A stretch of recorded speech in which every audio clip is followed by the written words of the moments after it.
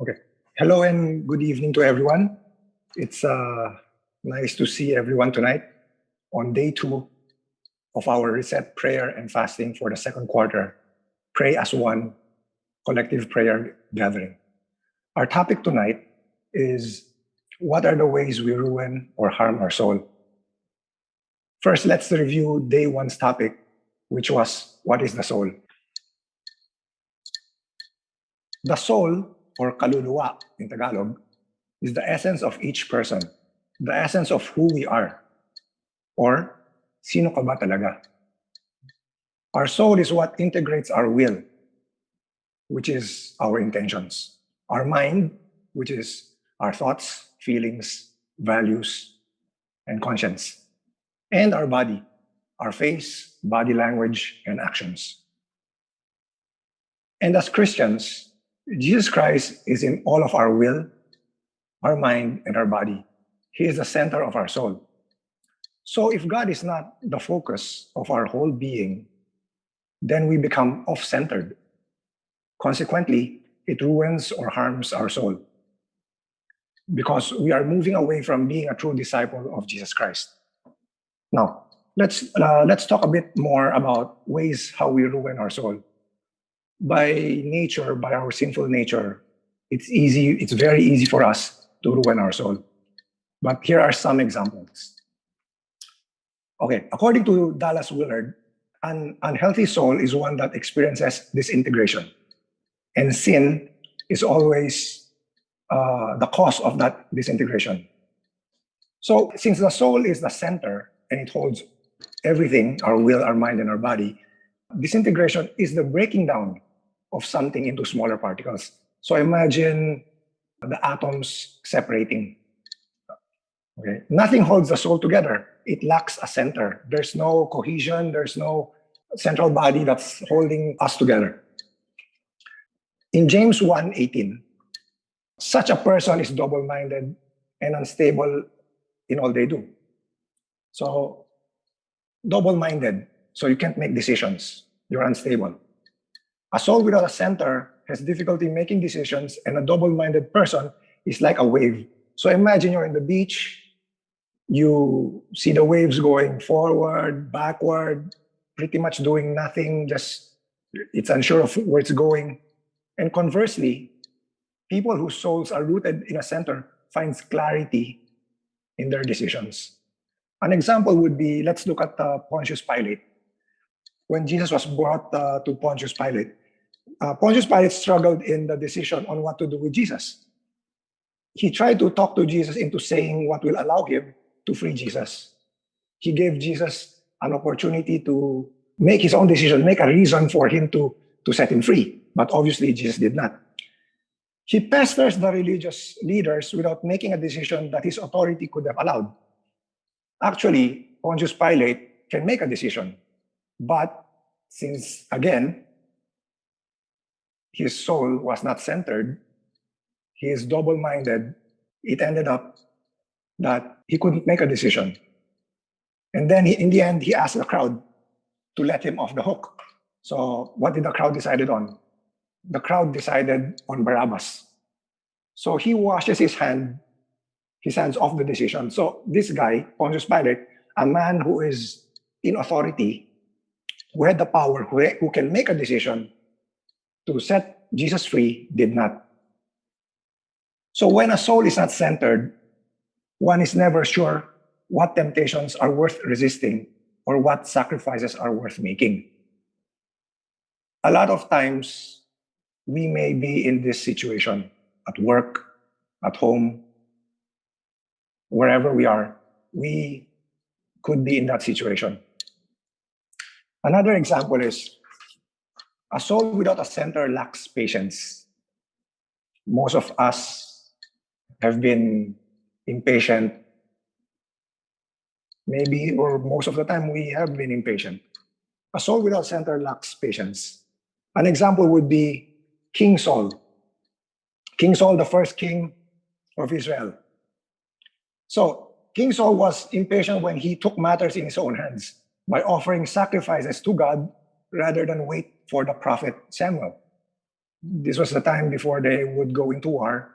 Prophets would make sacrifices, go to the temple, and sacrifice to God. But King Saul could not wait and decided to do his own thing. The result of that was a shattered covenant with God and a disintegration of his soul. So sometimes, again, we are impatient, it gets us into trouble. Job, on the other hand, was very patient and he persevered. Even when his wife said to him, "Are you still maintaining your integrity?" So, as you all know, Job was put to the test by Satan, which God allowed. His family, his children all died. His herds, cattle, livestock were all taken from him. Totally, he was zero. To the point that the wife said, "Are you still maintaining your integrity?" Integrity. Integrity is a state of being whole and undivided. So by the question of the wife asking his integrity, if he's still maintaining it, the fact is he is very centered in who he is, who he trusts, and who is in control of his life. Not only that, the wife said, "Are you still maintaining your integrity?" She follows by saying, "Curse God and die." So even though we are centered, there are temptations to do otherwise.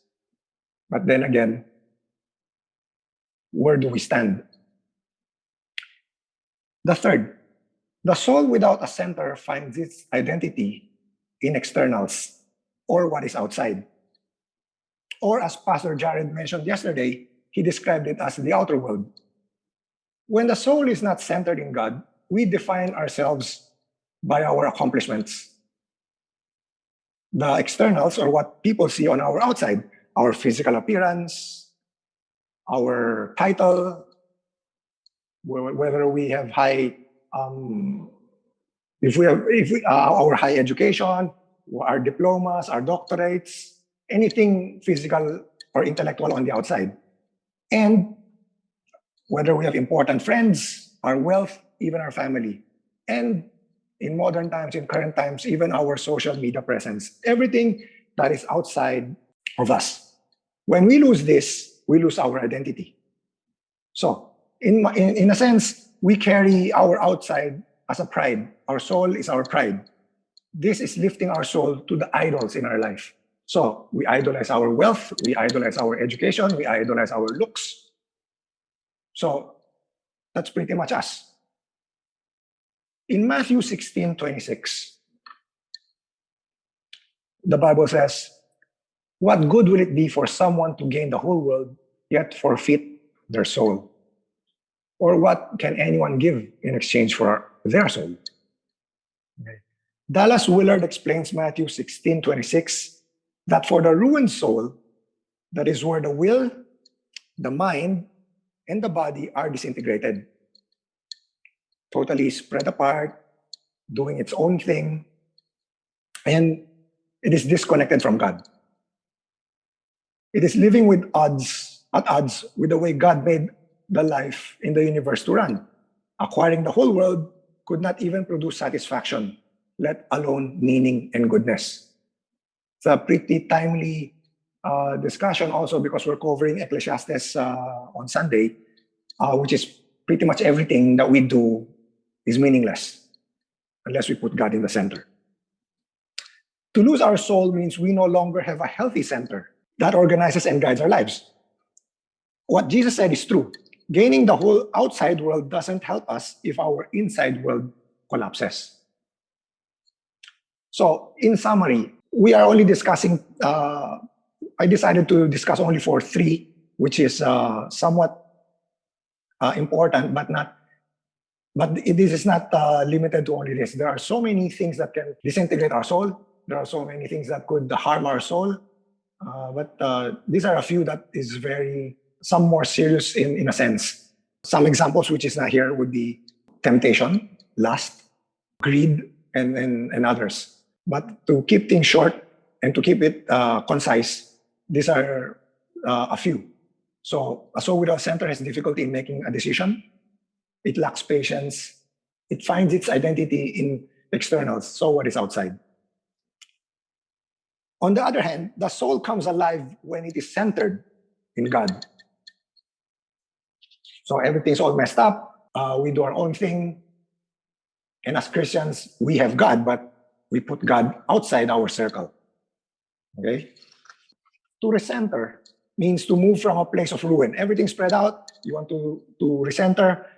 It means to move from a place of ruin where the soul is disintegrated and disconnected with God and with other people and with creation, to reorganize life to wholeness, harmony, and connection.